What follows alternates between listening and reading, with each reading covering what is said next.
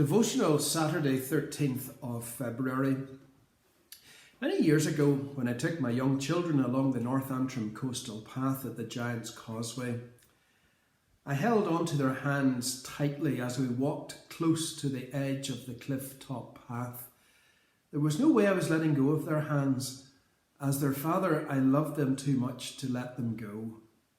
After you put your hand in God's hand, there will be times you're going to want to let go, but no matter how your feelings or circumstances change, God is steady, sure and faithful. When you become a Christian, He promises to keep you saved until heaven. Jesus Himself said, "I give them eternal life, and they shall never perish. No one will snatch them out of my hand." John chapter 10, verse 28.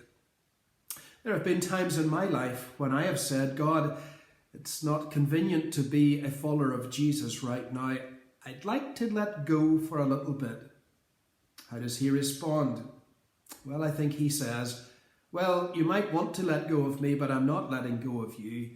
You're in my hand and no one can snatch you out." I had a person tell me once, "Well, you can't be snatched out of God's hand, but you can jump out." How big do you think God's hand is? Do you think it's so small that you can get to the edge of it? His hands are bigger than the universe. You'll never get to the edge of God's hands. You'll never get to the end of God's love. Once you are born again, you can't be unborn. Once your name is written in the eternal book of life, it's written in indelible ink and the blood of Christ. Once you're saved, you are saved.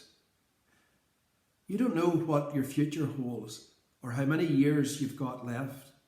You might lose everything, but you're never losing your salvation. The world can go mad, but you have a loving Father who is working things out for good. You can have all the confidence in the world with the assurance that the one who holds you in His hand is never, ever, ever letting you go.